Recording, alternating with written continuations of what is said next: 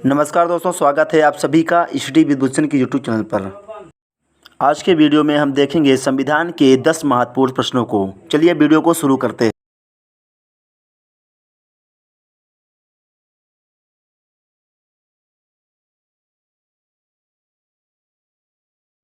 प्रश्न नंबर 1, भारतीय संविधान का कौन सा भाग मौलिक अधिकारों से संबंधित है?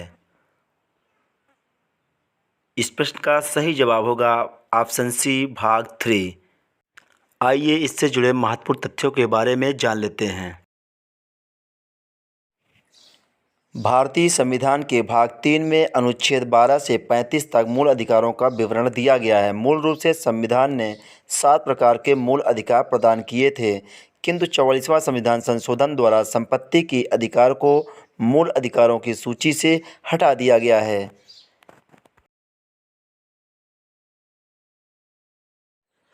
छह प्रकार के मूल अधिकार नागरिकों को प्राप्त है: समता का अधिकार, स्वतंत्रता का अधिकार, शोषण के विरुद्ध अधिकार, धर्म की स्वतंत्रता का अधिकार, सांस्कृतिक और शिक्षा संबंधी अधिकार, संवैधानिक उपचारों का अधिकार। प्रश्न नंबर 2, पंचायती राज को सुदृढ़ करने हेतु भारतीय संविधान में निम्नलिखित में से कौन सा संशोधन किया गया? इस प्रश्न का सही जवाब होगा ऑप्शन सी, 73वां संशोधन। आइए जानते हैं इससे जुड़े महत्वपूर्ण तथ्य के बारे में। भारतीय संविधान के राज्य नीति निर्देशक तत्वों में शामिल अनुच्छेद 40 ग्राम पंचायतों के गठन का उपबंध करता है। अतः 1992 के 73वें संविधान संशोधन द्वारा पंचायती राज्य का गठन किया गया तथा भारतीय संविधान में एक नया भाग 9 पंचायत के नाम से जोड़ा गया। प्रश्न नंबर 3, जनसंख्या नियंत्रण व परिवार नियोजन विषय भारतीय संविधान के अंतर्गत किस सूची में शामिल है? तो इस प्रश्न का सही जवाब होगा ऑप्शन सी, समवर्ती सूची। आइए जान लेते हैं इससे जुड़ी महत्वपूर्ण तथ्य के बारे में। संविधान ने 7वीं अनुसूची में केंद्र एवं राज्य के मध्य विधायी विषयों के संबंध में त्रिस्तरीय व्यवस्था की है, जिसके अंतर्गत संघ सूची, राज्य सूची एवं समवर्ती सूची में शामिल विषयों पर केंद्र एवं राज्य दोनों कानून बना सकते हैं। इसमें सम्मिलित प्रमुख विषय है जनसंख्या नियंत्रण व परिवार नियोजन, विवाह एवं तलाक, आर्थिक एवं सामाजिक योजना, आपराधिक कानून प्रक्रिया आदि। प्रश्न नंबर 4, निम्नलिखित में से कौन सा निदेशक सिद्धांत विदेश नीति से संबंधित है? 4 ऑप्शन आपके सामने हैं। तो इस प्रश्न का सही जवाब होगा ऑप्शन डी, अनुच्छेद 51। आइए जानते हैं इससे जुड़ी महत्वपूर्ण तथ्य के बारे में।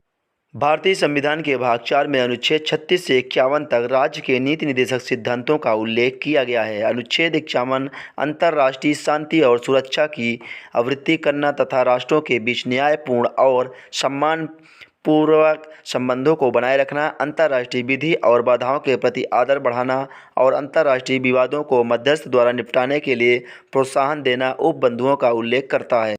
प्रश्न नंबर 5, सामुदायिक विकास कार्यक्रम किस वर्ष शुरू किया गया था? तो इस प्रश्न का सही जवाब होगा ऑप्शन ए, 1952 में। आइए इससे जुड़े महत्वपूर्ण तथ्यों के बारे में जान लेते हैं।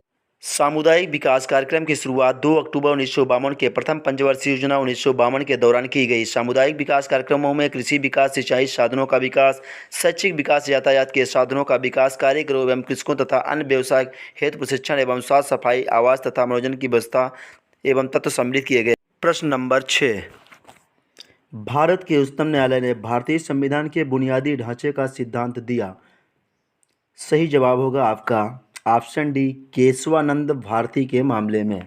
आइए कुछ महत्वपूर्ण तथ्यों को जान लेते हैं। संविधान के भाग 20 के अनुच्छेद 368 में संसद को संविधान एवं इसकी व्यवस्था में संशोधन की शक्ति प्रदान की गई, किंतु संविधान की उन व्यवस्थाओं को संशोधित या समाप्त या कम नहीं किया जा सकता जो संविधान के मूल ढांचे से संबंधित हो। यह व्यवस्था उच्चतम न्यायालय द्वारा केशवानंद भारती मामले में 1973 में दी गई। प्रश्न नंबर 7, भारतीय संविधान के किस अनुच्छेद के अंतर्गत राज्यपाल एक विधेयक को राष्ट्रपति की स्वीकृति के लिए सुरक्षित रखने की शक्ति रखता है? तो इस प्रश्न का सही जवाब होगा ऑप्शन सी, अनुच्छेद 200। आइए कुछ महत्वपूर्ण तथ्यों को जान लेते हैं। अनुच्छेद 252 करता है कि राज्य की विधायिका द्वारा पारित विधेयक राज्यपाल के समक्ष प्रस्तुत किया जाएगा। इस पर वह अपनी सहमति दे सकता है या उससे आग्रह कर सकता है। वह विधेयक पुनर्विचार है, विधेयक को वापस भेज सकता है। इसके अतिरिक्त वह विधेयक को राष्ट्रपति की स्वीकृति के लिए सुरक्षित रख सकता है।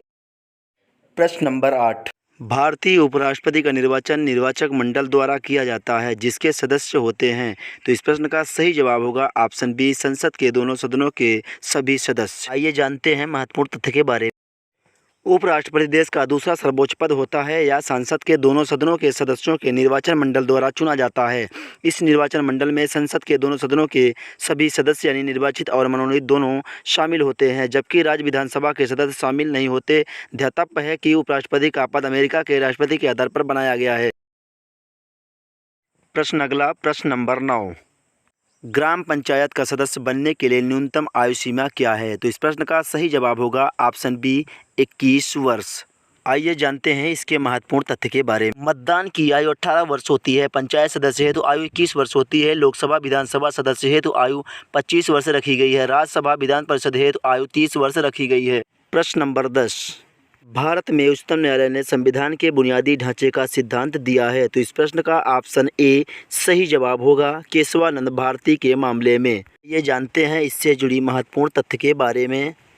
भारत में उच्चतम न्यायालय द्वारा संविधान के बुनियादी ढांचे का सिद्धांत सर्वप्रथम केशवानंद भारती मामले यानी 1974 में दिया गया था। इस सिद्धांत के अनुसार भारतीय संसद संविधान के मूलभूत ढांचे में नकारात्मक परिवर्तन नहीं कर सकती है।